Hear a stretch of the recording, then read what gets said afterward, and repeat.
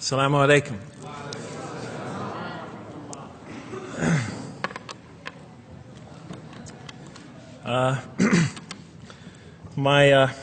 I've come from the University of Kansas. We're playing in the Final Four this very instant. So I want to let you know that you've asked a lot of me today. No, I'm just joking. All right, very briefly, I just want to talk a little bit about what the Quran has to say about the purpose of life. I think this is an extremely important subject, especially for Muslims living in America, because we're sort of a minority, a new religion here, and many people are interested in what we believe. And I think the primary question that people want answered when they first consider another religion is how that religion views the purpose of life, the purpose of of our existence here. And so I'm going to begin, though, talking about an atheist point of view, because I want to talk about what sort of answers the Quran might have for an atheist. So to begin this, I need to talk for about 5 or 10 minutes about what I believe contributed to my becoming an atheist, because I grew up in a Christian family. And then I'll talk for about 45 minutes or so about what I experienced in the Quran and how that sort of changed my perception. So it's very simple. But my wife always says I should summarize what I'm going to do before I talk, because it's easy to get lost in my speeches. And my wife doesn't have a lot of confidence in my speaking ability. Okay, so let me start out by mentioning that my mother certainly played no role in my becoming an atheist. My mother was a wonderful woman, a beautiful lady. She had tremendous dignity and class. The neighbors loved her. She was a registered nurse, and she put in many extra hours at the hospital. She worked in the ward that dealt with dying patients. And when I would come and pick her up late from work at night, not all the patients, but many of the patients would drag me over and talk to me and tell me what a wonderful woman my mother was. When she died, her funeral was packed, and person after person that came up to me had a story to tell about my mother and her goodness.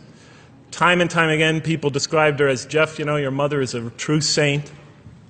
She was a deeply religious woman, a great mother, a great teacher, a gentle person. She never cursed. I never heard her curse, swore, ever in her whole life. Never heard her speak to anybody rudely or speak about anyone rudely. She was a tremendous example of a truly religious person. And she didn't wear it on her sleeve. It was just slowly but surely you could see it just in her day-to-day interactions with people. My father, on the other hand, was a difficult man. My father, for some strange reason, had this tremendous rage inside him. I don't know where he got it. He had this terrible violence inside him. And every night he would try to quell that violence with hard drinking. And his drinking, though, only made him all the more volatile. Because my father could be laughing and joking one minute, and he could fly into an angry rampage the next for some unexpected reason. You never know what would trigger it. And once he flew into that angry rampage, it would take, he would just go wild in the house. The house would be in havoc. And he would rage on and on and on, and it would take an awful lot of liquor and several hours before he would finally go to sleep. And this would happen night after night after night. And so my 4 brothers and I was the 4th in line.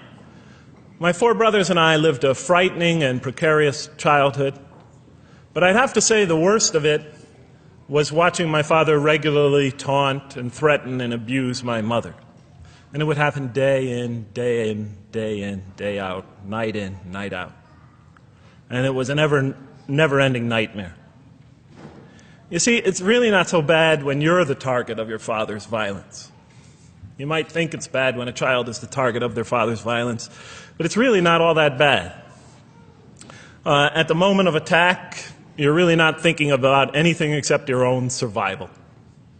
When he's firing punches at you or kicking you on the ground or chasing you throughout the house, or when he's threatening you, "I'm going to hurt you, bad boy," you're not thinking about anything at that moment except escape. While all that's going on, you're not thinking about the aftermath or consequences, the psychological repercussions or anything like that. And when it's all over, you might even excuse the onslaught because you figure maybe you somehow deserved it. If not for what you did this time, maybe for something you did in the past. You could always put the blame on yourself. But a far worse fear is the terror that overcomes you when you watch your father go after your mother. Because she's the only source of warmth and kindness, of love and protection that you know. And if he were to take that away, from a little boy's standpoint, then you lost everything. But far worse than the fear is the guilt. And it comes over you from several directions. First of all, there's the guilt that comes at you upon you from the growing antipathy you have towards your father. Because we're taught to love and respect our parents, and we are born with this natural bonding attachment to them. But when you watch something like this happen night after night after night, and this rage is growing inside you, you're being pulled in opposite directions. Then there's also, of course, the guilt that comes when you think that you might be the cause of this night's violence. Maybe something you said or did that you didn't even realize triggered it. Maybe just your father's dislike of you triggered an argument between your mom and him that is now raging on downstairs. But the worst guilt of all, and it is by far the very worst, is knowing that you did nothing to stop your father from hurting your mother. Because while he raged on against your mother downstairs, you hid in your bed and you trembled underneath the covers. Maybe you whimpered and you cried and you put the pillow on your head. And thus, you traded personal respect for personal safety. And with each such incident, you come to realize with ever greater and greater clarity, you come to realize your own weakness, your own impotence, your own incompetence, your own worthlessness, your own cowardice. And the hate grows and festers inside you, not only for the man that you call father, but for yourself as well. It is a terrible, terrible thing to make a young boy choose between his mother and himself. It is extremely unfair. I noticed that tomorrow there's going to be tomorrow morning a lecture about spousal abuse given by Dr. Shaheen Rizwan. I hope you'll all attend it. I think it's a very important subject. When I was little, I used to daydream about life without my father. I just wanted the violence to go away. I wanted not to be afraid anymore. I felt like I was trapped in a bad dream and there was no way out. And so I prayed to God again and again and again to remove my father from our lives. But he was always there, and very soon I began to wonder if God really was. I could not fathom why God would subject my mom to such lifelong punishment. Could not imagine what great sin she must have committed, or that we, her children, must have committed to deserve my father. I didn't have the maturity to sort out such questions, but I had enough fear and anger to provoke them. I was too young to see the wisdom in allowing my mom to suffer the violence and abuse of my father. I was too young to understand why God would let innocent children tremble night after night after night in their beds, fearing that they might not see their mother the next morning. I was too young to see how the mercy of God could even extend to my father with all his terrible failings. All I could see in my world was chaos and violence and fear, and so it became easy for me to question the existence of God.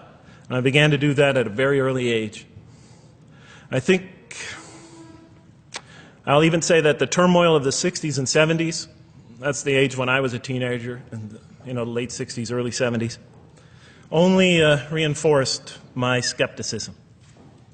When John and Robert F. Kennedy were assassinated, or Martin Luther King was gunned down, when Vice President Agnew was kicked out of office and Richard Nixon soon after him, when the race riots erupted in city streets like mine, and gang fights erupted in our cities, many of those which I was involved in, when I saw the bizarre and senseless carnage of Vietnam, they all confirmed the lesson that was already ingrained in me and that my father had taught me so well, that the world is dominated by random, consuming, undiscriminating violence.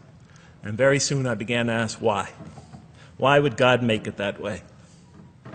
Why wouldn't He just pop us into heaven from the first and spare us all this suffering? Why does He let little children in Vietnam get napalmed and run down the street naked on fire when they had done nothing to deserve it? Why does He let the race riots go on? Why does He let the leaders be assassinated? Why does He just let the violence go on and on and on for people who had nothing to do with it? It wasn't of their own making. Why didn't He just make us angels and pop us into heaven if He could make us angels, which I was always taught He could? Why did He make us so susceptible to sin? Why didn't He make us impervious to it, like He made the angels? Is this the best world He could create, I thought? Is this the most perfect world He could create for our existence, for our beginning? I just couldn't figure it. And all the explanations I received from priests and doctors and lawyers, from whoever, spoke to me or taught me, they just didn't make sense to me. In any case, so I became an atheist when I was 16, even though I was going to Catholic school at the time. Declared myself an atheist in one class. It was a confrontation between me and a priest. We were talking about God and the purpose of life. And I expressed my views, and he said, well, then you don't believe in God. I said, well, I guess I don't. And then through my junior and senior year of high school, I got an F in religion, even though I continued to do very well on the tests. In any case, when I was 28, to make a long story short, some friends of mine gave me a copy of the Quran. And one night I was sitting in Diamond Heights, my apartment in Diamond Heights in San Francisco. I was working that time at the University of San Francisco. I was 27, 28 at that time, I can't remember. And I ran out of stuff to read, and I took this gift that my friends gave me and I began to read it. And I came to the first verse. Well, I opened the Quran, read the first page, then the second, and then very quickly, in the second surah, about 37 verses into the Quran, I came upon the story of mankind. And I have to admit, I read through it very quickly. It was about 9, 10 verses long, story of the first man and woman.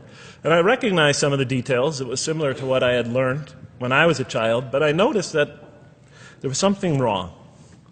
It was apparent to me that whoever authored this Quran, of course I wasn't a Muslim at the time, so I didn't have any idea who that was, whoever authored this Quran clearly did not understand the real meaning of the story, because they had obviously gotten the details confused. They didn't even understand the whole purpose of the story.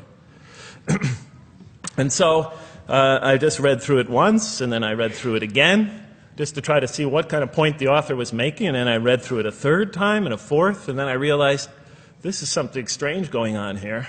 I'm going to read this much more carefully. I'm going to need to go through this story line by line, verse by verse, because it's obvious that the author is trying to bring out another point. And I wasn't quite sure what it was, but definitely he packs a lot of meaning into almost every word. And I thought the writer at least seems to have a great measure of brilliance. And so I'll try to sort of take you through what my experience was as quickly as I can. So I came to the 30th verse of the second surah, Surah Al-Baqarah, and it began like this. It said, "Behold, your Lord said to the angels, I am going to place a vicegerent on earth." The Arabic word is khalifa. It means a representative or an emissary of mine. "I am going to place a vicegerent on earth." And they said, the angels said, "Will you place therein one who will spread corruption and shed blood, while we celebrate your praises and glorify your holiness?" And God said, He said, "Truly I know what you do not know." See, that's the verse that hooked me. That's the verse that caught my attention. That's the one that kept on making me read the story again and again and again. Because listen to the way it begins. Behold, your Lord said to the angels, I am going to place a representative of mine on earth, a vicegerent of mine, an emissary, one who acts on my behalf. I thought, that's not the way it goes. You're not supposed to be placing man on the earth in some positive role, some elective office. You place man on earth as a punishment for his sin. Clearly, I knew the author didn't quite get the point. But still, it was an amazing line. But then I come to the next line, and it says, and the angels say, will you place therein one who will spread corruption and shed blood, while we celebrate your praises and glorify you? I looked at it again. I couldn't believe the question. They said, will you place therein one who will spread corruption and shed blood, while we, the angels, celebrate your praises and glorify you? I looked at that and I said, exactly. That would be my question. Why would you create this being, supposedly for some positive role, when he's capable of doing tremendous wrongdoing? When he could spread corruption and shed much blood? Why would you create this violent and pernicious creature when you could create angels? As the angels clearly say, well, we, the angels, celebrate your praises and glorify you. They're asking one of the most fundamental questions in the entire history of religion. Why create you, man, this utterly fallible creature, this creature who could rebel against God's will, who could do such tremendous wrongdoing, who could wreak havoc like no other creature on earth, when you can make them angels? And look where the question is being asked. It's being asked in heaven. It's almost like saying, look, why don't you just make them angels and be up here in heaven with us, you know? Why don't you just make them angels, pop them into heaven, he's fine. Why would you put him on earth where he could feel distant from you, where he could work out his worst criminal tendencies, act them out, feeling somehow independent and apart from you and free to do whatever he wants, when you could just make them angels and put them into heaven and make them perfectly submissive to your will? I looked at that question and said, that's my question. I'm not even a single verse into the story of mankind, and there before me I see my question. That whole question, everything that I ever thought, everything that I ever experienced, everything that I ever knew was in that question. It was as if the author took my life and wanted to pick out exactly the right question to humiliate me, to provoke me, to anger me. Why create man, this most destructive and violent creature, when you could make them angels? And then look at the answer. And he said, God said, truly I know what you do not know. You know, in modern parlance, we would say, I know exactly what I'm doing. I read that and said, what? You know what you do not know? You know exactly what you're doing? Well, please inform me. Tell me what you're doing. Because, you know, I'm 28 years old and I haven't figured out it yet. And I have a lot of issues that I'm still dealing with that's connected to this question. You can't just get off that easy. You can't just tell me you know exactly what you're doing. Not after what I've been through. Not after you made me this way. And then I realized, of course, I was arguing with a God I didn't even believe in. And that would happen several times as I read through the Quran. And sometimes I would just get into so agitated by what I read, I'd start arguing with this voice that I'm reading before me, that's calling to me. So we turn to the next verse. Well, it turns out that the Quran just doesn't dismiss the question. It starts to answer it a little bit. And in the next verse it says, and he taught Adam, God taught Adam, the names of all things. And then he placed them before the angels and said, tell me their names if you are right. So this verse is clearly referring to the previous one. But notice what it says. Now, from my own background, I remember Adam naming things, but it wasn't connected to any answer to any philosophical question. But here, notice what it says. And he taught Adam the names of all things. And I realized already, just from the first verse, you got to read these verses very carefully because it's packed with a lot of symbolism and meaning. And he taught Adam the names of all things. So here we see Adam is not only just a creature who knows how to name things, who's acquiring the gift of language, but he's also a learning creature. God is teaching him. And right here, right in this verse, and it'll come even clearer in the subsequent verses, that the very first thing that the Quran is going to emphasize here is man's intellect. He is a learning creature. He is taught. And what is he taught? What is one of the great intellectual gifts he's given in response to the angel's question? The gift of language. Because through language, mankind could not only learn, but he could learn things not only through his own experience, but he could learn things that other people have experienced of times and places that are hundreds, thousands of years and miles separated from him. And so that all our knowledge becomes cumulative. Every generation learning from the generation before it. I'm learning today from authors I read from other sides of the world that may have existed 2,000 years ago. And so we all contribute to our collective learning and knowledge.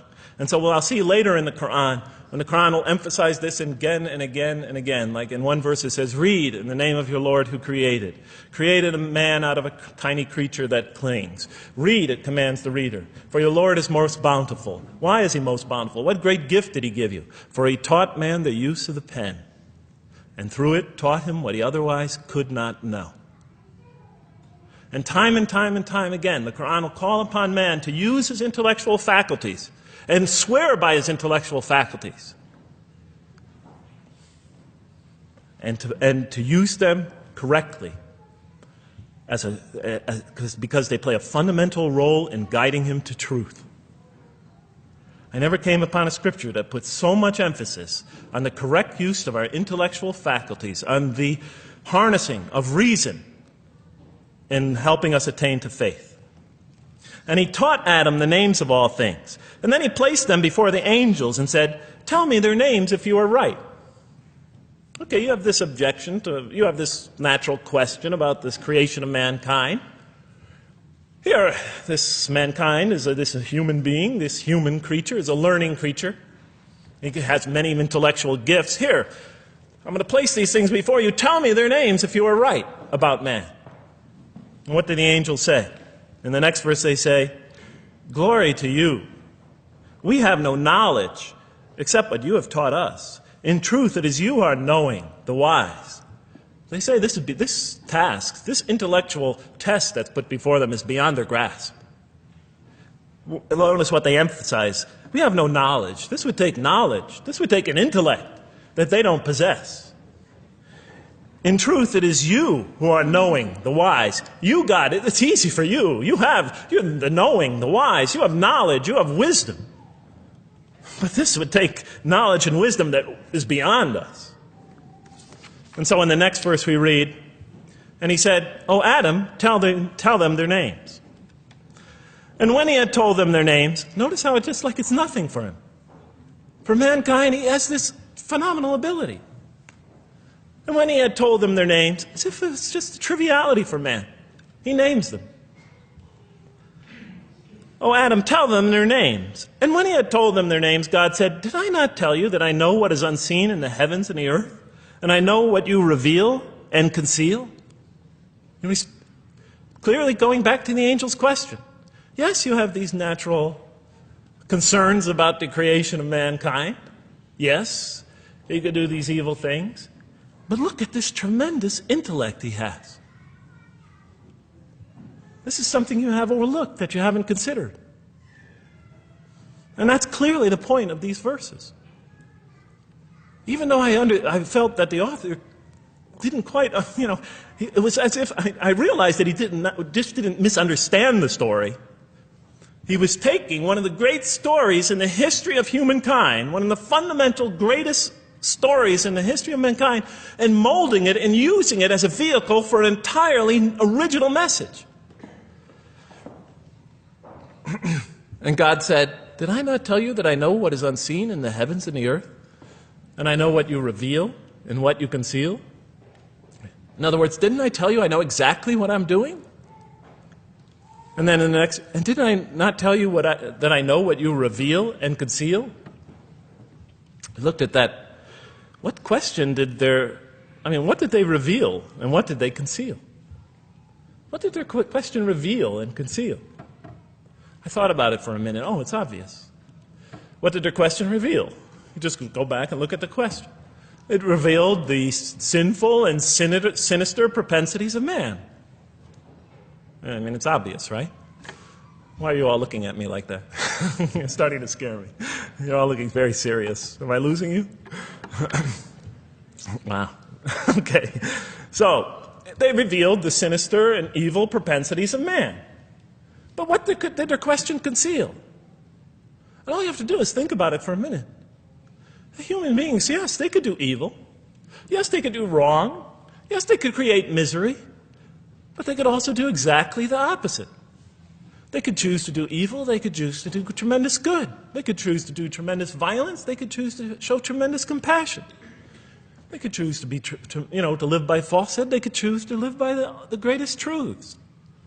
They could be terribly ugly. They could be terribly beautiful. And up until that point in my life, I, like the angels, that only saw one side of the coin.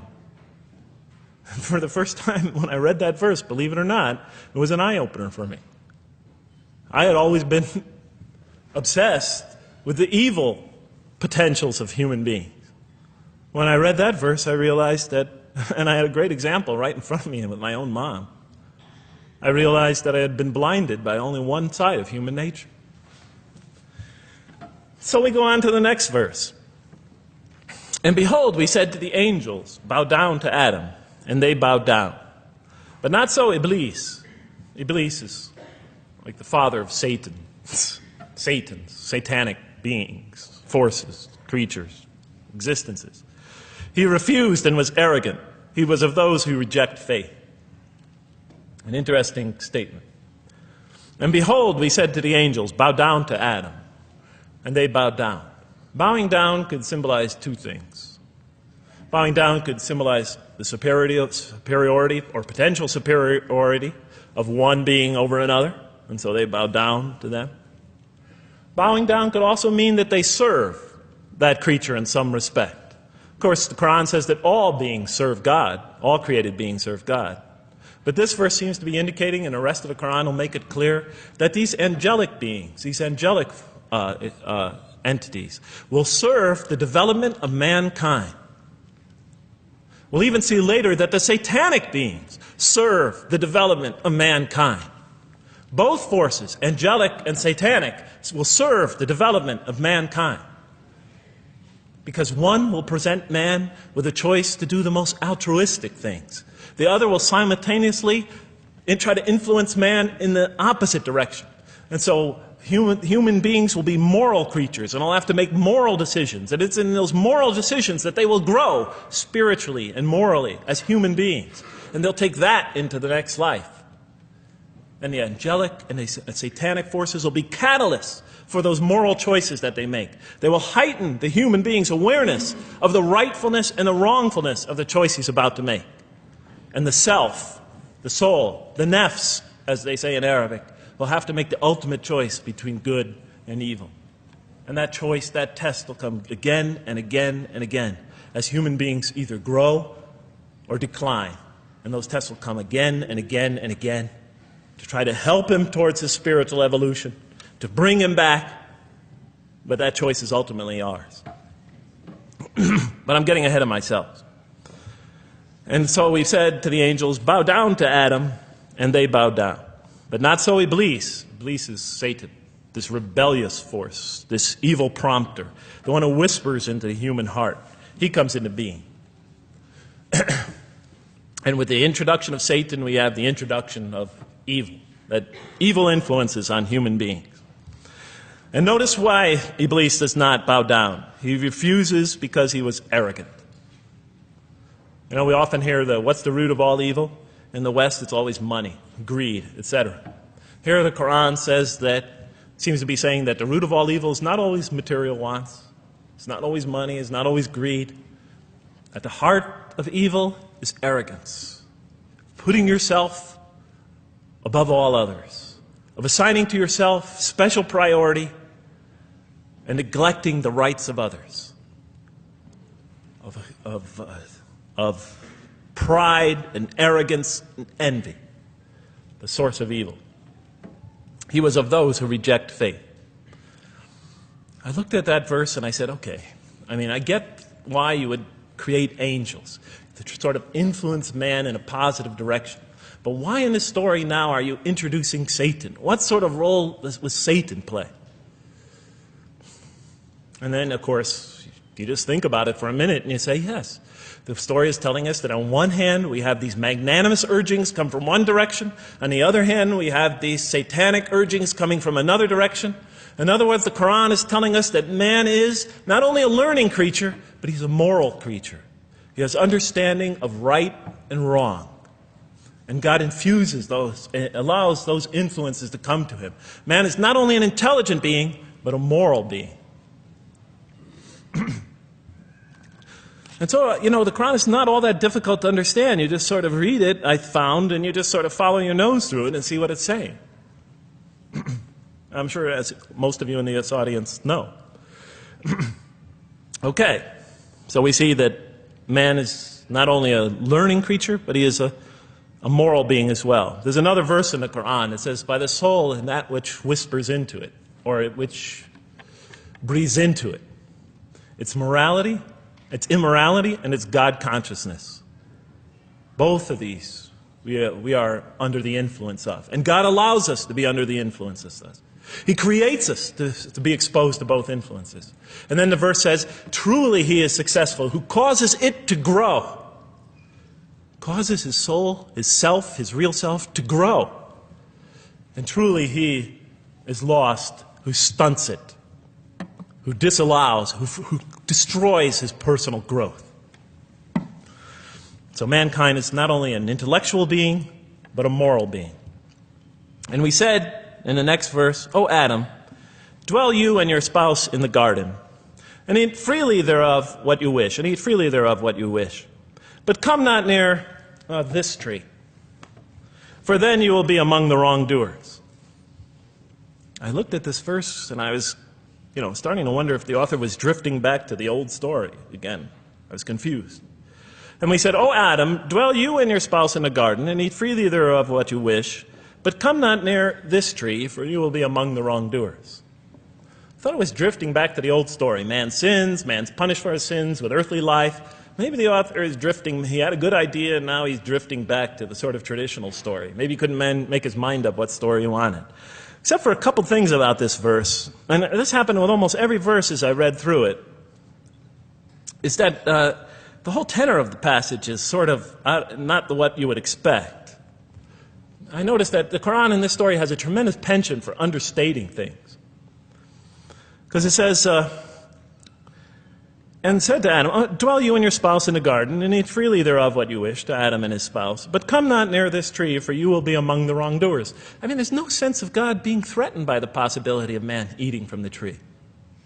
In this story, we don't see in this verse, we don't see that God is nervous at the prospect, that he's threatened by the prospect, that he's anxious about it.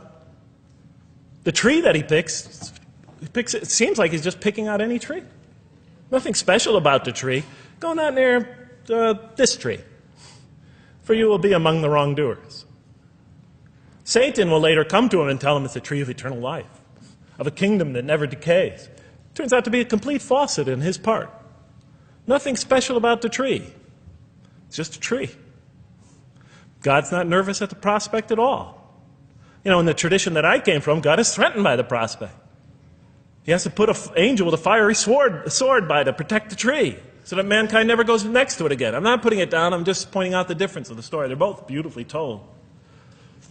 But he has to guard the tree. Why? Because if they eat from it, they'll become gods like us. So this man, he already has a rebellious nature. Can you imagine if he eats from this tree? Can't let him get near that tree. But here, just, calmly says, but if you do, you will be among the wrongdoers. God is not worried about himself. It's just warning man, making it clear that if you do this, you've committed a wrongful deed. Again, the whole tenor of all these verses that you read through it is God knows exactly what he's doing. Okay, next verse. But Satan caused them to slip and expelled them from the state in which they were. And we said, go you all down, some of you being the enemies of others, and on earth will be your dwelling place and provision for a time. What? I said. I mean, I was expecting now the rage, the anger, the violence, the jealousy. That's what I was expecting. Okay, they eat from the tree. Where's the rage, the violence? I'm going to punish you now. You're going to sweat on earth. And you're going to suffer, and you're going to stub your toe, and you're going to work, and you're going to labor. And you're going to die there for what you did. And where's the woman? All right? And the woman, right? She's the one who's going to suffer the most, right? She'll have to suffer labor pains and monthly cycles, right? And bleeding and crying out when her children come into the world. And she'll scream out. And worst of all, the greatest humiliation, the man will rule over her. When he's obviously her intellectual inferior, because she and the angels she and Satan seduced him, and he just bumbled along and committed a real, wrong deed. Well, I don't mean to make light of it, but the story is obviously different, though. No threat here. As a matter of fact, look at the way it says, "O Adam, dwell you and your spouse in the garden, and eat freely thereof what you wish. But come not near this tree, for you will be among the wrongdoers." Then they make the mistake. But Satan caused them to slip and expelled them from the state in which they were. And we said, "Go all you down, some of you being enemies of others, will be adversaries of others. Some of you will be adversaries of each other, and on earth will be your dwelling place and provision for a time." This is not a deity losing it. If you look at it, on earth will be your dwelling place and provision for a time. That's not the words of a God that is lost, that is really extremely upset. On earth will be your dwelling place and provision for a time. When I walked into the hotel today, and they said, and it's this nice one up here, I don't know the name, I can't remember the name of it, but it has a continental breakfast. And they said, your room will be room 111, and there's a continental breakfast in the morning. I didn't say, I didn't think they were mad at me. Because he said, you're going to sleep here, and this is going to be your provision in the morning. Oh, thank you. But notice something else about this verse. When you read these verses for the first time, I don't know, maybe I'm nuts. And many people think I am. But when you read these verses for the first time, this is just so much that catches your attention. But Satan caused them to slip. I remember, I couldn't get that verse out of those words out of my head. Satan caused them to slip. To slip? The greatest sin in the history of the human race, and it's called a slip? In my culture, slip means, you just momentarily, for a fraction of a second, you lose your focus. It's not a big deal. My Uncle Bob used to always say to me, Jeff, I'm sorry I'm 5 minutes late, I slipped up. The understanding is it's no big deal. It's just a slip. That's what we say when we make a minor mistake. I slipped up. Don't worry about it. Never happen again. A slip, I said? Momentary loss of focus? The greatest sin in the history of humanity? Why we're all here? Why we're all suffering? Why we experience death? A slip? I didn't believe it. I went to my Arabian friends at that time. I didn't know any Arabic. They came to this verse. We went through it line by line. I said, now don't change any words. Just read them one at a time. But Satan made them, and I said, okay, this one right here. What does it mean? Tell me what that means. They looked at it. It says, slip. Slip. And expelled them from the state in which they were. A slip, I thought? But then maybe I was trying to force the traditional understanding, the traditional interpretation. Maybe it was just a slip. After all, they didn't commit murder. They didn't commit robbery, rape, pillaging, assault. They ate a couple of pieces of fruit. It's not the greatest sin in the history of humanity by any means. And then the next verse says, and then they were expelled from the state in which they were. Well, what state were they? Let's see now. Let's go back from where we started. First, mankind is being taught. We see he's an intellectual being. Then we show he's a moral being. Moral being means he's a being that's going to have to make choices. And then God gives him this choice. It's not a huge deal. It's not the gravest sin in the history of humanity by any means. It's minor by any standards. They make it, though. We see that God originally intended to put man on earth as his vicegerent. We see a period of preparation where he's being prepared intellectually, where he's growing intellectually, where he's growing as a moral creature. When does God finally put him on earth? What signals that he's ready to begin? He makes his first independent choice. It's not the worst deed in the history of humanity.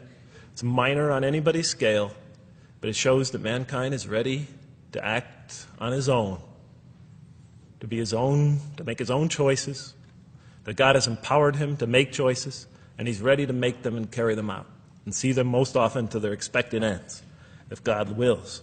And that seems to be the only real significance of it. But I thought, maybe I'm getting this wrong. Maybe God just blows off into an angry rampage the next verse. So I look at the next one and it says, and then Adam received words from his Lord.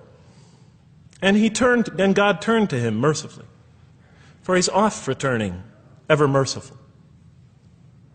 Well, if I had any doubts up till now that God is not enraged by what this has happened, that God hasn't prepared mankind for this choice, for what was eventually going to happen, that all this was preparation for mankind to begin his earthly sojourn in this famous allegory. If I had any doubts before now, I had them, certainly didn't have them after reading this verse. This verse is entirely consoling, reaching and merciful, reaching out to mankind in mercy. Mankind goes to earth. He's obviously afraid. He obviously feels remorse. He's in an unfamiliar environment. And what does God do? He turns to him. He turns to him. In Arabic, the word has the meaning of like a father turning towards an infant or a child or somebody, or a parent, a mother turning towards her child. And he turns to him mercifully, and for God is oft returning, ever merciful. And Adam receives words from his Lord. What kind of words? Probably words of consolation, words of hope, words tell him not to be scared. And in the next verse we see those are exactly the type of words that Adam receives. He says, go down, Adam and his spouse. Go down from this state, all of you together. Repeating that again, just so that we know that this is not a punishment here. Go down from this state, all of you together, and truly there will come to you guidance from me. And whoever follows my guidance has nothing to fear, nor shall they grieve. It is an emotional picture. This young couple is here, in fear, in shame, feeling remorse, and God reaches out to them and turns towards them and tells them, you have nothing to fear, nor shall you grieve. I know this is tough for you, but you've been prepared for it up till now, through your entire existence. It had to happen. This is a necessary stage in your development, in your growth, but just hang in there, follow my guidance, be true to me and I'll be true to you, I'll guide you, I'll help you, I'll do whatever you need. Just follow my guidance and you have nothing to fear, nor shall you grieve. Okay. So I was impressed. I thought this author, whom I didn't know, I thought was extremely brilliant. Because the story is entirely coherent, but it's bringing out entirely new meaning. And it's stressing some things in the human equation that I would never have normally thought of. Actually, I thought these sort of things argued against the existence of God. Here, the author was using them to say, look at these. These play a fundamental role in the purpose of life. What? Intellect. Human beings have intellect. Right? In response to the angel's question, they are moral creatures, and they are subjected to evil and angelic promptings. And they have to choose between them again and again and again throughout their existence. And their growth, which the Quran talks about frequently, is going to depend on that.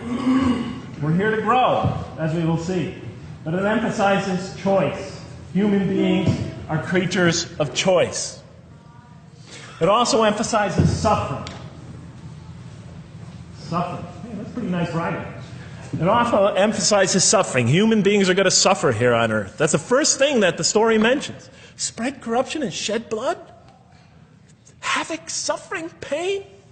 Yes, these three things play a central role somehow, the story is saying, in our development on earth, in our very purpose of our development. These are the three things we've always had the most trouble grappling with, all theologies have. Why give us intellect? If it leads us often to challenge in our minds the existence of God, if we can't reconcile the existence of God with our minds, with our reason, why give us choice if we could choose to do wrong? Just make us angels. Why let us suffer so on earth? Just pop us into heaven. And here the Quran is telling that these play essential roles in our attaining of faith. Not only these, of course, it also mentions guidance, God's forgiveness, revelation, etc., angelic forces, satanic temptation. It mentions all these other things as well. But these three essentially really caught my attention. I never expected that these three things would be emphasized. And so as I read through the Quran, I looked, anytime I saw anything that seemed to relate to this, I would write down notes and underline it. You know, and I would walk up and down in San Francisco with my pen as I'm walking, because I like to walk about 7 miles every day, and I'd be underlining. My friends would always say, "Jeff, what book are you reading?" And I would lie to them. I'd tell them, "Oh, it's a great novel or something." You know, I didn't want them to know that I was reading the Quran. I think they thought I was going nuts. But in any case, so very quickly, I was wondering, does the Quran really emphasize reason? Does it really emphasize choice? Does it really emphasize suffering? How much more time do I have, Madam Speaker? 35? 25, okay. I'll do the best I can. So let me just try to indicate to you, as I read through the Quran, and I'll try to get through this quickly because you guys look tired. And I know you're interested to find out how that basketball game is turning out. Let's see, does the Quran really emphasize reason as essential to human growth, to this experience we're having on earth, to our very purpose? And the answer is definitely yes. So much so that even Western Orientalists, people who wrote against the Quran, said that this is a major feature of the Quran, a feature that you cannot miss. Henri Lemens, writing in the early part of this century, one of the famous Orientalists, you know, who wrote very much against Muslims, hoping to unseat them from their religious belief. He wrote, "The Quran," and this is his quote, "is not far from considering unbelief as an infirmity of the human mind." Unbelief is, he thought, and he was saying it mockingly, is like, you know, you can't think straight. You're not using your mind right, as my father used to say. Maxime Rodinson wrote at length about the rationalistic approach of the Quran to faith. And this rational tone of the Quran is one of its most salient features, beyond doubt. I'll just give you a few quotations as to one of its fundamental themes is that people ignore or reject God's signs and corrupt religion precisely because they do not use their reason. And the Quran will say that again and again and again. The Quran says about the disbelievers, they refuse to reason and are a people who do not reason. I have 7 such quotes in the Quran. The Quran will say, "Will you not reason?" It mentions that 14 times to the reader. God reveals signs and lessons and admonitions so that, and this is a quote from the Quran, perhaps you will finally use your reason. There are 8 such statements in the Quran. From the Quran's viewpoint, reason and faith are allies, just as illogic and false belief are allies. And it clearly sets the conflict along these lines. It says the right way has henceforth become clear from error. Those who benefit most from the Quran are persons of insight. 16 such statements in the Quran. Firmly rooted in knowledge, 8 such statements. Use their reason, 10 such statements. Stand on clear evidence and proof, 7 such statements. Those who oppose this revelation are deluded, 9 such statements. In manifest error, 28 such statements. Ignorant, 15. Foolish, 3. Have no understanding, 9. Only follow surmise and conjecture, 9. And blindly adhere to tradition, multiple times. It states that. In an almost Socratic style, the Quran repeatedly quizzes the reader and calls into question his or her assumptions. Again and again, it asks us, what do you think? 18 such statements. Have you considered this or that? 13. Did you suppose? 7. Sounds like a math teacher. Do they not ponder? 2 such statements. Do you think? Do you even think? 18 such statements. The message is clear. To gain truer faith, we need to free ourselves from inherited notions and examine our beliefs rationally. Learning plays a key role in human development. Read, the Quran exhorts the reader. For God taught us the use of the pen and taught humankind what it otherwise could not know. In life, nature, and history, in the Quran, there are signs and lessons for those who are wise. There are 21 such statements. The Quran states over 100 times that it has been revealed to make things clear. I thought the author of this Quran must have had a strong mathematical insight, a natural mathematician. All throughout, when I was reading, I was trying to imagine what he must have been like. God teaches humanity both directly and indirectly, and sometimes so subtly that we are unaware of his instruction. Thus, he tests us in multifarious ways. Of course, I just want to make it clear, Muslims believe God himself is the author of the Quran. Sometimes I give this speech and people come away and ask me, Jeff, who is the author of the Quran anyway? But I didn't know. So I was just trying to figure it out. Repetition is indicative of the importance given to certain ideas. It should be observed that the Arabic word for knowledge in the Quran, ilm, appears 854 times in the text in its various forms. It's one of the most frequently occurring words. So the Quran really does put great emphasis on reason in our spiritual quest. Does it put great emphasis on choice? Well, here's what it has to say. Let there be no compulsion in religion. The right way is henceforth clear from error. It's a choice, and it must be freely made. And it's a choice between correctness and error, between right and error, between reason and falsity. Had God willed, he could have indeed guided you all, it says in the Quran. I went, why not, I thought. Why not just guide us all? Why let some of us choose to go this way and that way? The Quran was constantly provoking me as I read it. Do not the unbelievers know that had God willed, he could have guided all mankind? Oh, do not the believers know that had God willed, he could have guided all mankind? Okay, I'm an unbeliever, I thought. Tell me, why didn't you guide all mankind? If you want us to be in conformity of your will, just make us that way. And if we had so willed, we could have given every soul its guidance. Why did you let us be creatures of choice? Just program us to do the right thing. Never make a wrong choice. Had God willed, he could have made us all one community. He could have made us clones of one another. But he didn't. It wasn't part of his plan. Enlightenment has come from your Lord. He who sees does so to his own good.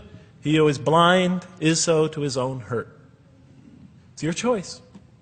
Says it again and again in the Quran. Remember when I was reading this, I was a disbeliever. And this scripture is constantly reminding me, it's your choice, Jeff. It's no compulsion in this. It's your choice. It's up to you. You're probably not reasoning correctly here. Think a little harder. Come on, try. Just a few more steps. And whoever is guided is only to his own gain, and whoever is stray, I am only a warner. It's your choice.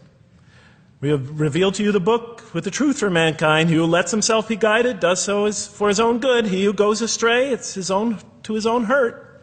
It's his choice. There are many, many such references. I'll stop there. But you get the point. The Quran clearly emphasizes that choice plays a key role in our development. But what about suffering? Suffering's the biggie, right? That's the real major question. What does the Quran have to say about suffering? Because every religion deals with suffering in a different way. It's either something you have to be saved from, and so some religions stress salvation, or it's something that you have to sort of transcend through meditation and training so you can sort of not feel it so much, get above it and beyond it. Some religions see it as primarily punishment. Some of the more ancient religions see it as the result of the precarious and whimsical, control of many gods working against each other, playing with human beings. Different religions have dealt with it in different ways. But almost all of them, I would indeed say all of them, have sort of seen it as something not so good. But let's see what the Quran has to say about it. Something to be avoided, to transcended, to be saved from. The Quran says just the opposite. You are going to experience it. You will suffer in this life. And it plays a fundamental role in your development and your growth and in what you are to become. This scripture didn't just say you're going to experience it. It said you should embrace it. You should struggle through it. Your life should be a struggle, it says. It should be a jihad. Yeah, right? But that's what it says. Jihad means struggle. When the Quran most says jihad, it's very seldom, it's most often not in the context of fighting. Qital is the Arabic word for fighting. But it says even in the Mecca verses, long before Muslims had to defend themselves against their oppressors, it mentions that you have to struggle in the path of God. With the Quran, it even says. Struggle in the path of God with this Quran. Life is a struggle. It says in one verse, most assuredly we will try you with something of danger and hunger and the loss of worldly goods, with the loss of your lives and the fruits of your labor. Most assuredly we will try you. It's not just talking about evil people, good people. But give the good news, the glad tidings. Be happy for those who are patient in adversity and suffering. Good news, I thought? Doesn't the author understand the terrible effects of suffering? Give the good news to those who are patient through adversity, who when calamity befalls them say, truly unto God we belong and truly unto Him we shall return. In other words, that this could benefit them. It was a remarkable statement. Here's another one. Do you think that you can enter paradise without having the like of those who passed away before you? And the next verses start to explain these people were good people who suffered terribly. Do you think that you can enter paradise without going through the same? Why, I thought? Why do we have to suffer in life? Misfortune and hardship befell them, and so shaken were they that the apostle and the believers with him would exclaim, when will God's help come? These are good people. When will God's help come? Oh, truly, God's help is always near. You will certainly be tried in your possessions and yourselves, the Quran tells the reader. You're going to face hardship. It's guaranteed. Every soul must taste of death. And we try you with calamity and prosperity, both as a means of trial. And to us you are returned. You are going to have hardship here. There is going to be no heaven on earth. This environment is made to be an environment of adversity. It is made to be an environment where you have to work, where you have to struggle, where you have to strive. And it plays a key role. Oh man, truly you've been toiling to your Lord in painful toil, but you shall meet Him. You're toiling, yes, but you shall meet Him. We certainly created man to face distress. What, I thought? We certainly have created man to face distress. You made us to face distress? Does He think that no one has power over him? Sometimes people get, so down. They just think, this can't be a God. Look how I'm suffering. He will say, I have wasted much wealth. Some people just become totally devoted to worldly aims. Does He think that no one sees Him? Have we not given Him 2 eyes to see with, a tongue, and 2 lips to communicate with, to learn from by communicating? Can't He see around Him? Can't He tell from communication with other people? Haven't we pointed out to Him the 2 conspicuous ways? What are the 2 conspicuous ways? But He attempts not the uphill climb. One of them is the uphill climb. And it says this is the way you should be pursuing. And what will make you comprehend the uphill climb? It is to free a slave, or to feed in a day of hunger, an orphan nearly related, or the poor one lying in the dust. Then he or she is of those who believe, and exhorts one another to patience, and exhorts one another to mercy. You have not attained to faith until you struggle the uphill climb. It's telling us. You should pursue the uphill climb. What is the uphill climb? Reaching out to your fellow man who suffers. To feed the poor one. To help the poor soul that's lying in the dust. And all over the world there are people in that state. And we watch the news as if it's just entertainment. And the Quran tells us this is something you should involve yourself in. That is the road that you should travel. It describes a successful life as an uphill climb. Well, I can see I'm running out of time, so I'm going to have to tie this up in about 15 minutes, I guess. But definitely the Quran emphasizes these three elements in the human drama. But as I read through it, I couldn't see how it all fit together.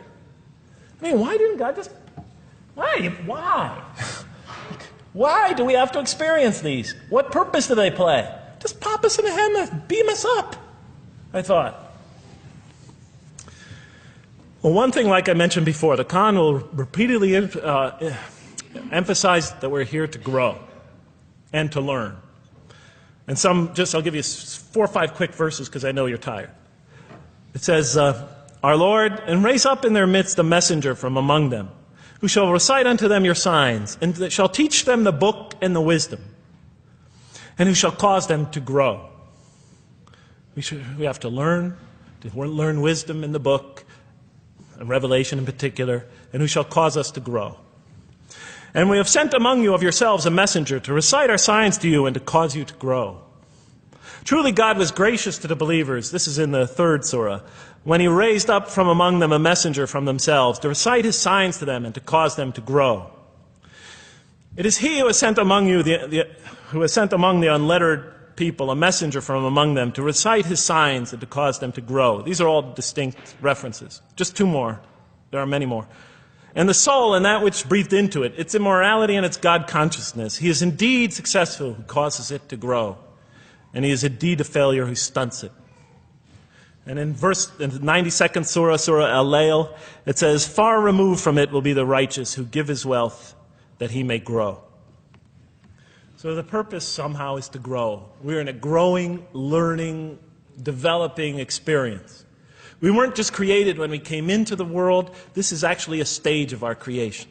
Just as our development in the womb was a stage in our creation, our essential stage in our physical creation, this is an essential stage in our personality creation, in the creation of our real being.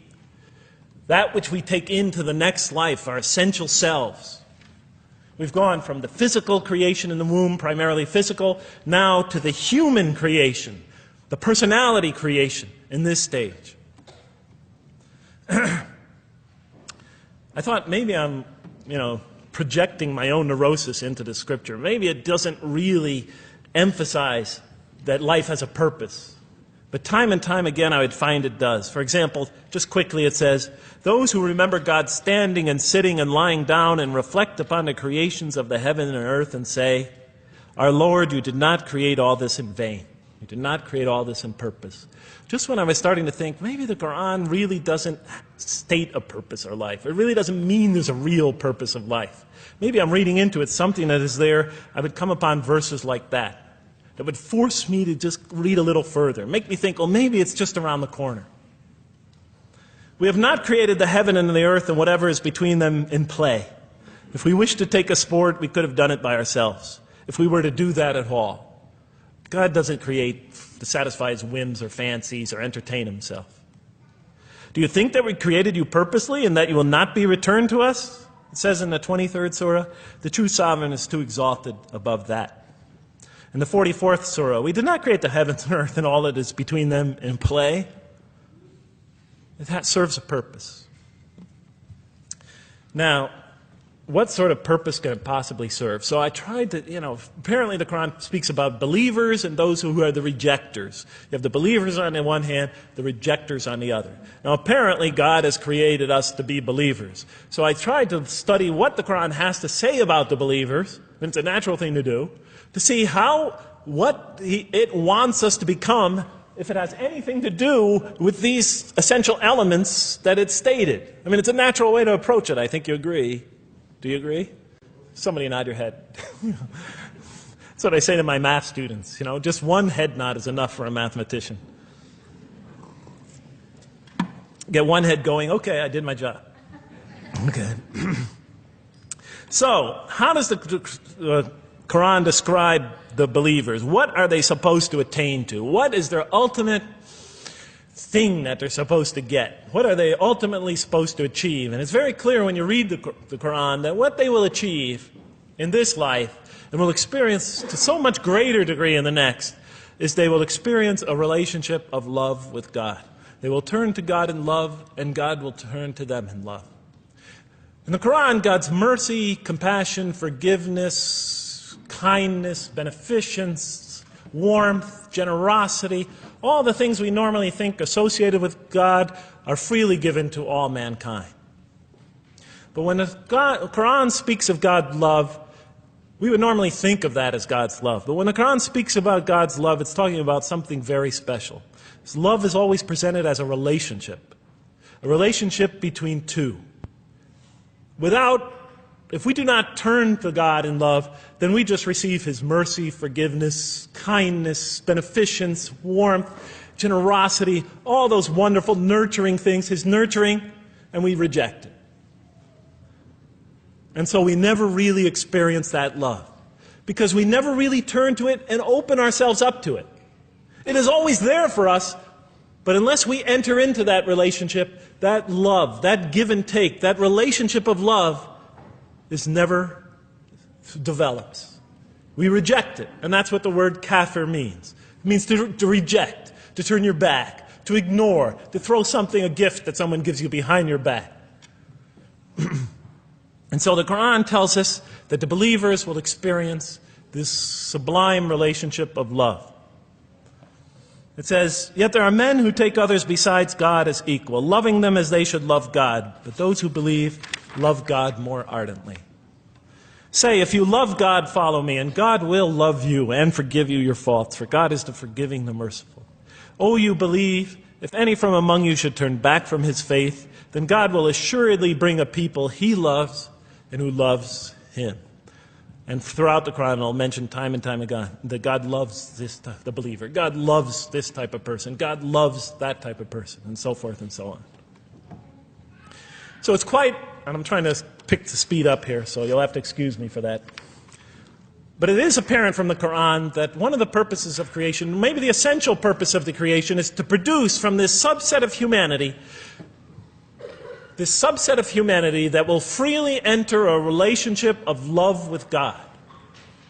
They will not only experience the beauty of other relationships in their lives, but this love that they will experience with God is the sublime experience that they will enjoy. Not only in this life, but infinitely greater in the next, when all the distractions, all the masks are stripped away. Okay, I thought, you created us to love you, for us to turn to you in love and to experience your love, to receive and experience your love. But why do you need these? Just pop us into heaven, love us, and make us love you. Program us to love you. You'll make my dog love me. Do the same sort of thing. I kept on coming back to the same issue. Just do it. Okay. Still couldn't see it, and I was almost through the Quran, and I thought either I'm dumb or this scripture just never really got to it. Okay, so I didn't give up. I thought, okay, what's the next natural thing to do? Okay, so we're here to develop this relationship of love with God. The Quran tells us that, if we are believers and we do good, we'll experience great joy and peace in this life, not only through our relationship with God, but through complementary relationships with all the people around us in this world will be a one for us of peace and serenity, even though we have to struggle and survive and suffer. But I couldn't see, how this all tied in with this suffering business and why He couldn't just put us into heaven. So what's the next natural thing to say? Okay, so we're created to have this relationship of love with God, to enter this relationship, to experience and receive all that He has to offer us. So the natural thing to do is to study the two partners in that relationship. What does the Quran have to say about us, the believer? What does it ask of him and her? What does it require of them? And then what does the Quran tell us about God? And then is there some essential nexus, some essential connection between them, and does it have anything to do with these? Because if the Quran doesn't show that, then the essential link that links all this together, that pieces it all together, is missing. And as I thought to myself, whoever this author is, and by now I knew he had fantastic genius, even though he came from the primitive confines of the most backward, most uncivilized sector of humanity, of people that had no literary history, really, to speak of, no great works of literature, no scriptures that preceded him, even though he came from the desert of culture, even though this came out of that environment, and the mind behind it had to be tremendously and phenomenally genius to come out of that surrounding and produce something like this. If that essential link was missing, I knew that, he was great, but, and extremely great. But, what do you expect? How could anybody answer those questions? Nobody in the history of humanity has been able to answer them. Okay, so I thought, first I'll see what the Quran has to say about the believers. What does it require of them? Then what it has to say about God, and see if there's some essential link. Are you following me? You're giving me the note. Get off the stage. Okay, I'll do my best. It's a deep subject. We're almost done. Bear with me a few more minutes. I'm sorry, really. I know Siraj Wahaj, when he gives these sort of speeches, he always says, okay, I'm finishing up now, and then 10 minutes later he says, you thought I was telling you to... I won't say that, but just give me a few more minutes. Bear with me. Okay, quickly. What does the Quran ask of the believers?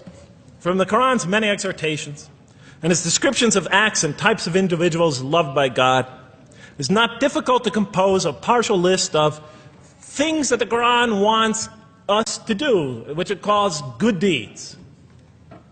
Time and time again. To believe in God, to have faith in God, to have a relationship with God, and to do good.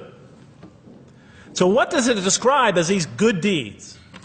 Well, as I read through the Quran, it says that... Can I take this away? Remember, intellect, choice, suffering. It says we should show compassion. Show compassion. We should be merciful. I have the references here, but just excuse me, I'm not going to list them all. We're running out of time. We should be forgiving. Forgive others. We should be just. We should protect the weak and defend the oppressed. Defend the oppressed. We should seek knowledge and wisdom. Knowledge, wisdom. Bear with me, ladies and gentlemen. We should be generous, truthful, and we should be peaceful. And we should love our fellow man. Love others. I'll just give you one verse because I know we're running out of time, Madam Speaker. Truly those who believe and do good will the most merciful endow with love. And to this end we have made this scripture easy to understand in your own tongue, so that you might convey a glad tiding to the God-conscious and warn those given to contention. So, to this end we have made this easy to understand, so that we'll learn to love others. Okay, that's all I'll say about that. I would like to say a lot more, but I don't have time. Now, what does the Quran tell us about God? You have to realize I'm just about through with the Quran here, my first time reading it. And now I was really caught. I searched my head. What does the Quran tell us about God? It tells us nothing could be compared to him. That he's outside anything that we may compare to. That our definitions do not encompass him. That our reason cannot comprehend him. That he is transcendent and we are finite. That he is immortal. He transcends time and space and we are bound by it. That he is immortal, we are mortal. He is uncorporeal, we are corporeal. That we have no way of comparing ourselves to him. Nothing could be compared to him. I thought, oh my God, I'm so close and yet so far. Because I'll never understand the essential link between us and God and why these three things fit into place. Because the Quran tells us that we could never really quite understand God. Or at least that's the way I thought. And so I put down the Quran when I had finished it. And much to my dismay, I was honestly disappointed because I thought The author made a brilliant try, but he never quite made it. And so I was sitting in front of, about 3-4 weeks later, I was sitting in Diamond Heights in my apartment watching a football game, I think it was. And you know, sometimes things just slip into your minds when you least expect them, and I'm sitting there watching it, and all of a sudden into my mind came a thought. And I said, wait a minute. The Quran does tell us so much about God. It tells us again and again and again, but somehow I just missed it. Just skimmed over it every single time. Because if you turn to almost any page, if you turn to the beginning of any surah, you could see time and time again essential information about God that I just thought was sort of a literary device, something to make it just sound more beautiful. Because if you turn to the beginning of any surah, you'll see the words Bismillahir Rahmanir Rahim, in the name of God, the most merciful, the most compassionate. If you read almost any passage, long passage, when you come to the end of it, it's punctuated by dual attributive statements like God is the merciful, the compassionate, God is the forgiving, the gentle, God is the kind, the protector, God is the generous, the truthful, God is, and so forth and so on. There are tens of thousands of such references in the statements in the Quran. What the Quran defines as God's most beautiful names, His attributes of perfection, repeated again and again and again on almost every page. And as I sat there, sitting by the television, I started to jot them down in my, on my little piece of notebook there. Same notebook I used to jot these down before. And I began to list from my own mind the attributes of perfection as I remembered them. And they were, God is the compassionate. God is the merciful. God is the forgiving. God is the just, the protector, the defender of the oppressed and the weak, the knowing, the wise, the generous, the kind, the truthful, the loving, the peaceful, the source of all peace, the truth, and so forth and so on. Every item I had listed in my list for the qualities that we human beings are supposed to develop, the Quran was telling me had its infinite source and perfection in Allah, in God. And then all of a sudden all the pieces fell together. Then I suddenly saw it, as I see most of you probably see as well. That now, suddenly it all began to make sense to me. In what way do I say that? Well, it was now obvious why we had to develop these qualities. It was now obvious how these things on the floor here fell into place. And I'll just say it clearly. We're here to develop a relationship with God, to become closer to God. But how can you become closer to God when He's transcendent and you're finite, when He's immortal and you're immortal, when you're vice versa? When He's immortal and you're mortal, when He's unbound, fettered by time and space, and you are, and so forth and so on. How can you become close to that one?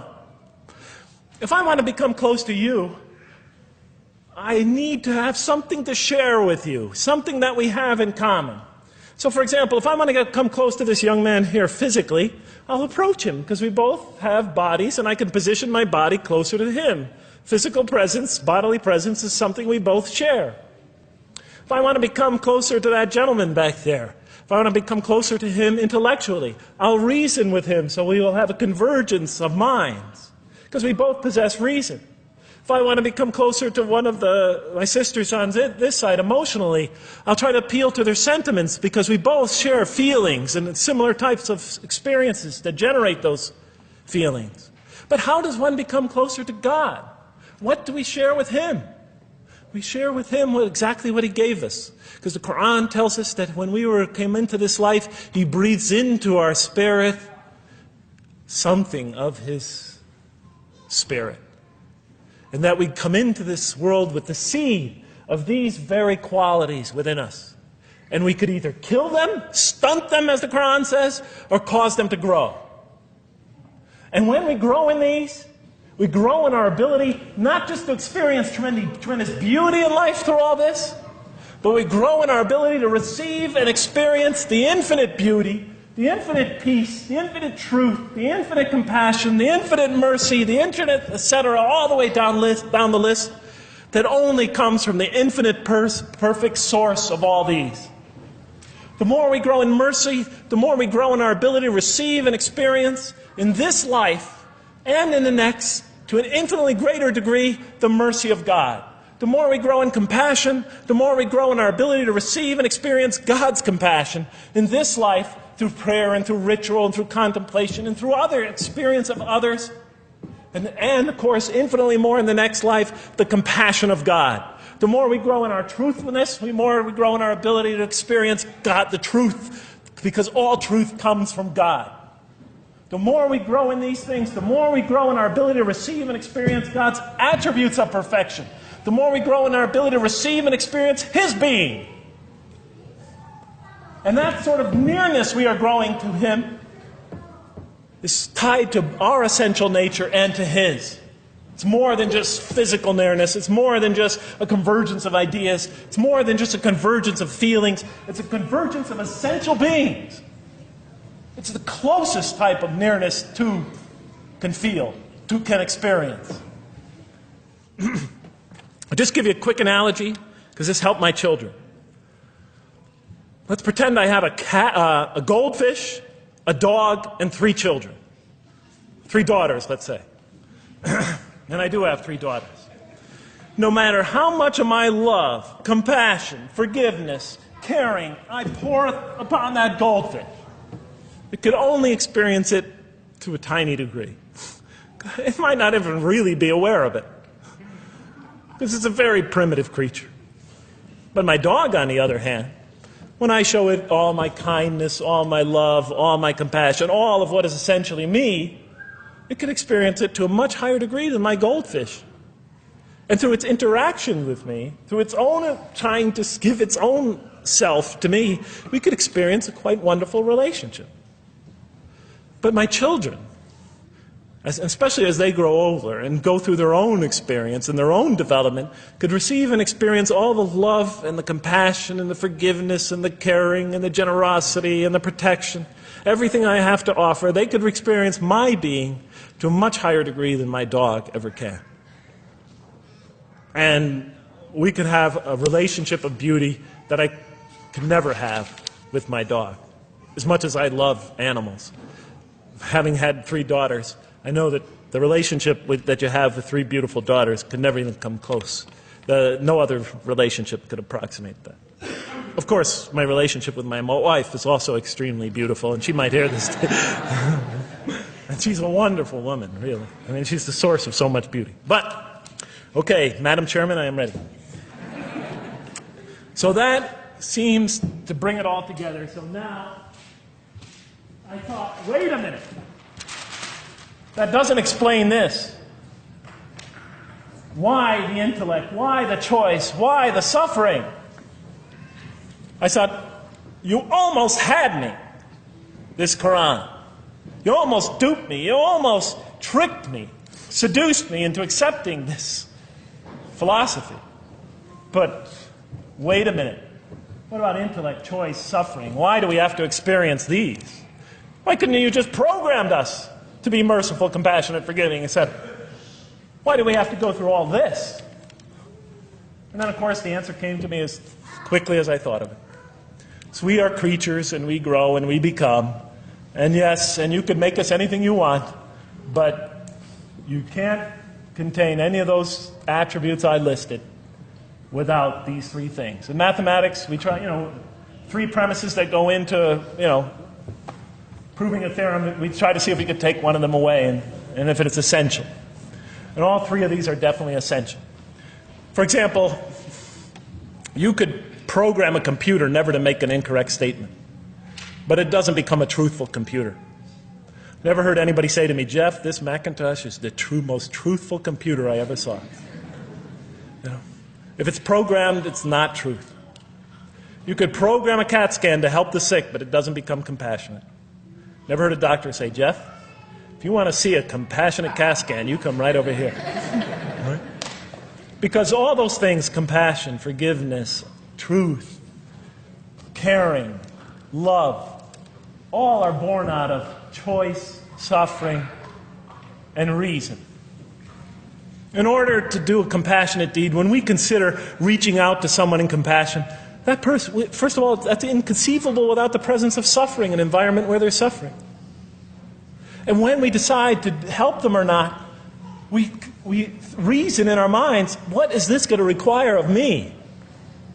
It's going to require some suffering on my part, some of my giving of myself. And without that mental process, it doesn't become a compassionate deed. And if it isn't by choice, it's not a compassionate deed. It's that choice that makes it compassionate. Same thing with truth. Truth is a choice between telling the truth or not telling the truth. Oftentimes we tell it when we're at risk to our own personal loss. The more suffering that might come out of that choice, the greater is the truth behind it. The greater the act of truthfulness.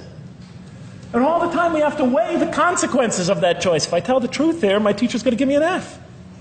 If I don't tell the truth, I might get an A. We weigh it in our mind.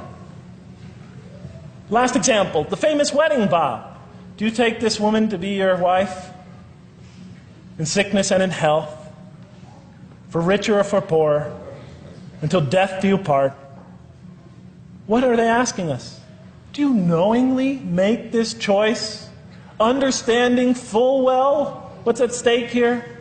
That it might involve richness but poverty, health or sickness, that suffering's going to be involved until death. Once a young lady told me, you never really loved me. Because when the growing got tough, when things got hard, when we hit rock bottom, when my life fell apart, you just got up and left. And she was right. And she understood full well that that's what love is all about. It is through giving and suffering together and hanging in there with each other and not bailing out and persevering through suffering, making that choice and knowing what you're doing. All those three things are essential. So it's very easy to see why the Quran stresses these. For in order for us to grow in these, I dropped it, we have to have these. And that's why it's very easy to see, ladies and gentlemen, why the Quran, 30 seconds, Madam Chairman, why the Quran talks about sin as self-destruction. The Quran says when we sin, we commit, the Arabic word is dhulm, or zum, however dialect you have. Dhulm against ourselves. We oppress, we destroy ourselves. Because when we don't grow in these, when we grow in the very opposite of these, we are literally destroying ourselves. When we grow into the things that are antithetical to these, we are destroying our natures and will not allow ourselves to receive and experience the beauty that could be in store for us this life and the next.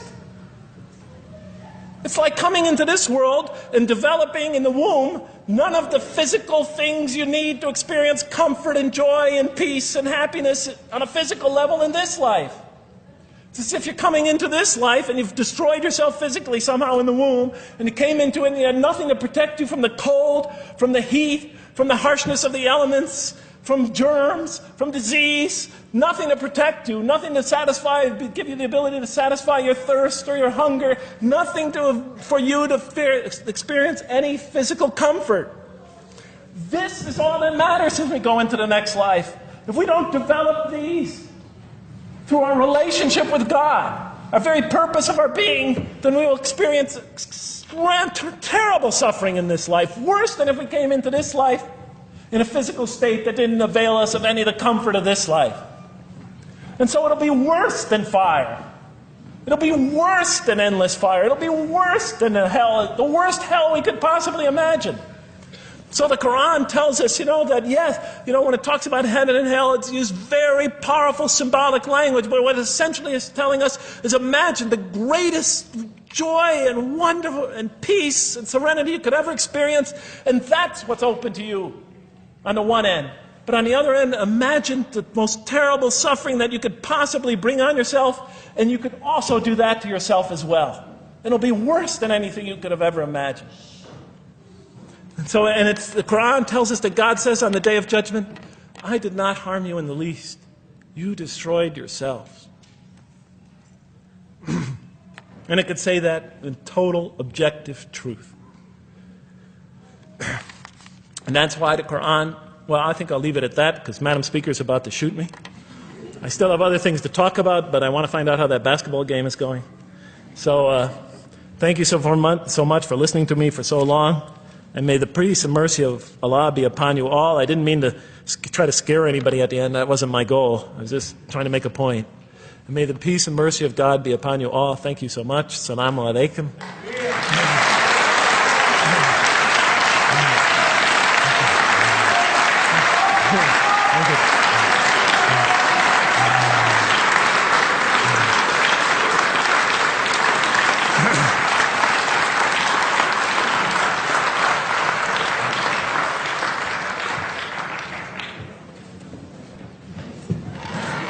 All right, we'd like to thank Dr. Lang for that very heartfelt, very long presentation. I have a few things to say before you all leave, so just be patient with me for a second.